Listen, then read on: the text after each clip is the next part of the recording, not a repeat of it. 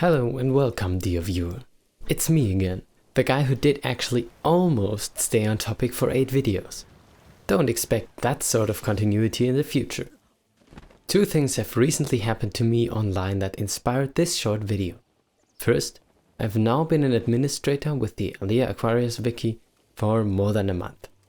If you have never heard of that work, and I know that most of you haven't, it's not a problem. It's a popular German novel series directed at teenagers. So if you aren't German, don't bother. But as one of the major contributors to the wiki, I've done a lot of collecting world building from the canon material. This got me thinking about how the world, the characters, the story are one giant interconnected thing that we call the work. Second, I've recently watched the lukewarm defense of 50 Shades of Grey by Dan Olsen. I didn't know anything about that work other than having heard of it, and I don't feel like you need to watch the almost 1-hour videos about each of the 3 movies. But one thing struck me as interesting. The original story behind the books and the movies was a Twilight fanfiction. And Dan said, "One of the advantages, and indeed one of the foundational appeals of fanfiction, is the ability to shortcut to the good stuff, because so much about the characters and the world is able to be presupposed." In my words, fanfiction shortcuts world building, especially in world building heavy genres like fantasy and science fiction. And these two have led me to a realization.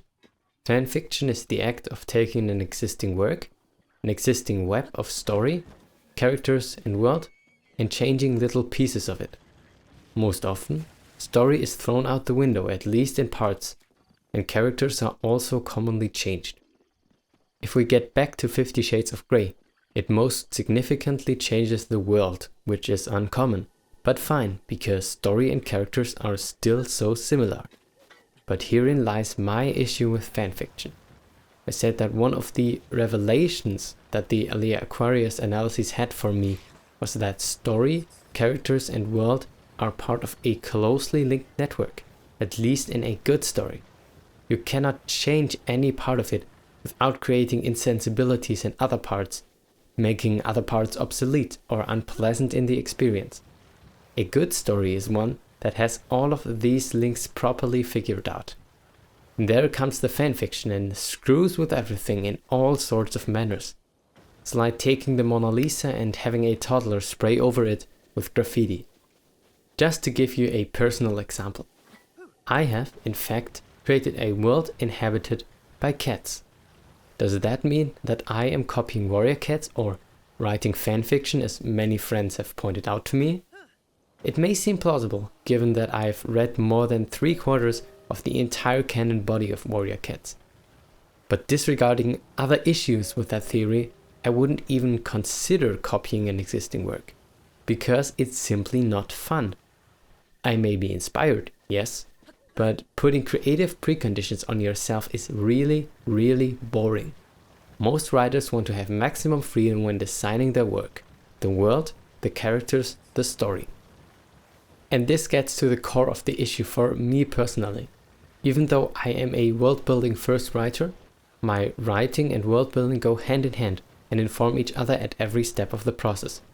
But this is exactly the opposite of how the writing process works for fanfictions. The writer has to write a story in a pre-existing work, story, characters, world, that they do not have full control over, which limits their storytelling abilities. The reader has their assumptions and expectations stemming from the pre-existing work either met or not met, often in a non-predictable pattern, which again can be unpleasant.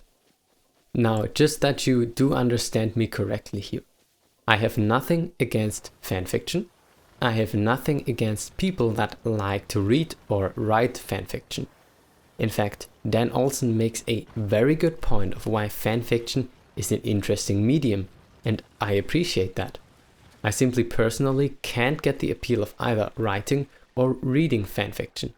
I think it's mainly my distaste for writing fanfiction. I do rarely enjoy to read stuff that I wouldn't also enjoy writing. I don't enjoy reading romance, for example, because I wouldn't enjoy writing romance. 800 words for such a niche opinionated thing. I perfectly understand if you disagree with me, but I don't have the willingness to argue over this. It's an opinion thing, there is no right and wrong, and we can still get along just fine. On that note, thank you for watching, and until next time, goodbye.